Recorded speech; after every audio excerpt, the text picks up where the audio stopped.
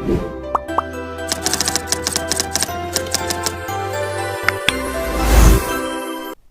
हिंद साथियों।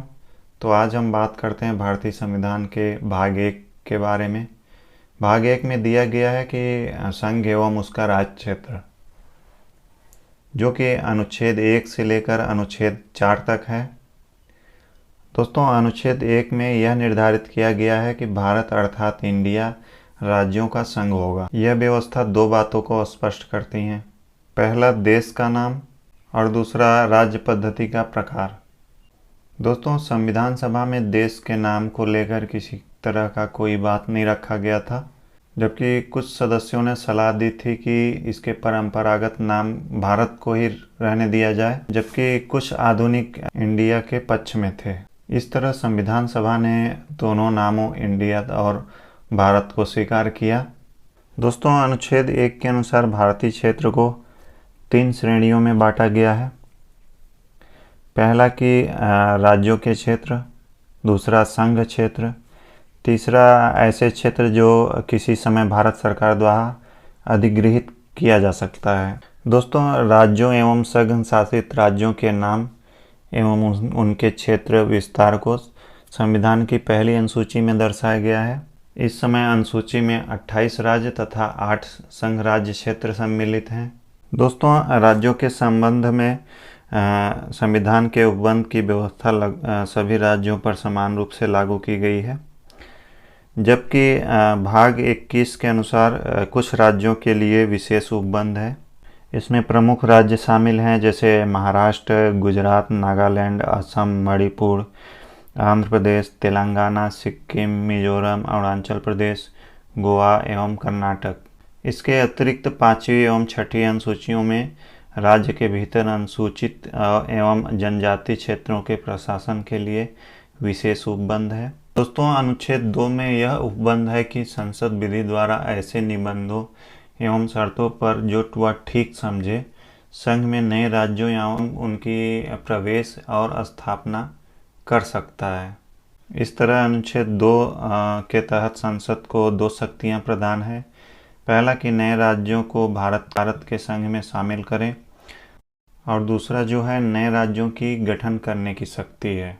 पहली शक्ति उन राज्यों के प्रवेश को लेकर है जो पहले से अस्तित्व में हैं, जबकि दूसरी शक्ति नए राज्यों के गठन को लेके है जो कि अस्तित्व में नहीं है। तो दूसरी ओर अनुच्छेद 3 में यह बताया गया है कि भारतीय संघ के नए राज्यों के निर्माण या वर्तमान राज्यों के परिवर्तन से संबंधित है।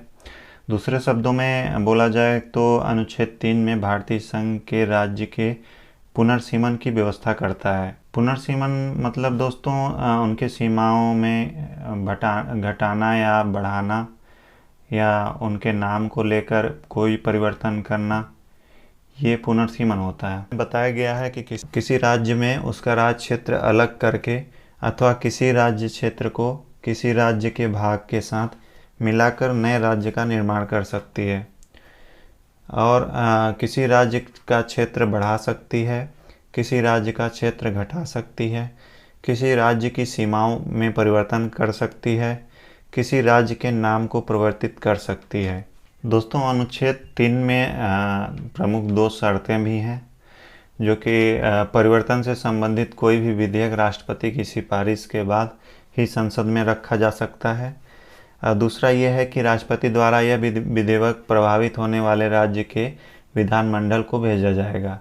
राष्ट्रपति द्वारा राज्य को अपना मत प्रस्तुत करने के संबंध में एक समयावधि या निर्धारण किया जा सकता है।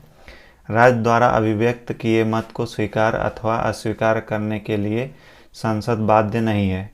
दोस्तों, ये दोनों शर्तें अनुच्छेद 3 में रखा गया है। तो दोस्तों, अनुच्छेद 4 में बताया गया है कि अनुच्छेद 2 एवं 3 के अंतर्गत बनाए गए कानून जिनके द्वारा पहली तथा चौथी अनुसूची एवं पूरक, आनुषंगिक एवं अनुवर्ती मामलों में संशोधन किया जा सकता है। तो दोस्तों, अब हम बात करते हैं राज्यों का गठन के बारे में, जो कि स्वतंत्रता के समय भारत में 2 प्रकार की राजनीतिक इकाइयाँ थीं। पहला कि देशी रियासतें थे, दूसरा ब्रिटिश सरकार के अधीन प्रांत थे। इसमें सरदार पटेल एवं वीपी मेनन ने देश के रियासतों के विलय में महत्वपूर्ण भूमिका निभाई थी। भाषाई आधार पर राज्यों के पुनर्गठन को 1948 में गठित दर आयोग ने अस्वीकार कर दिया था। हालांकि 1953 में आंध्र प्रदेश का गठन भाषाई आधार पर किया गया। यह भाषाई आधार पर गठित देश का पहला राज्य था दोस्तों। जो आंध्र प्रदेश है वो भाषाई आधार पर गठित देश का पहला राज्य है। 22 दिसंबर 1953 को राज्यों के पुनर्गठन हेतु फजल अली आयोग गठित किया गया। इस आयोग की रिपोर्ट के आधार पर राज्य पुनर्गठन अधिनियम 1956 संसद द्वारा पारित किया गया।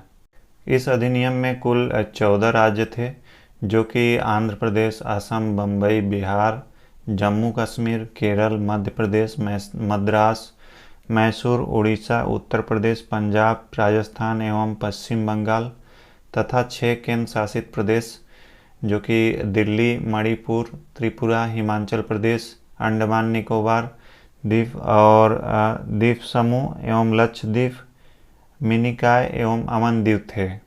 दोस्तों 1966 में शाह आयोग की संस्तुतियों के आधार पर पंजाब तथा हरियाणा राज्यों का पुनर्गठन हुआ और 53वें तथा 56वें संविधान संशोधन द्वारा 1986 एवं 1987 में क्रमशः मिजोरम, अरुणाचल प्रदेश तथा गोवा को राज्य का दर्जा प्राप्त हुआ। नवंबर 2000 में उत्तर प्रदेश, मध्य प्रदेश, बिहार को पुनर्गठित कर क्रमशः उत्तराखंड, छत्तीसगढ़ एवं झारखंड राज्यों का गठन किया गया।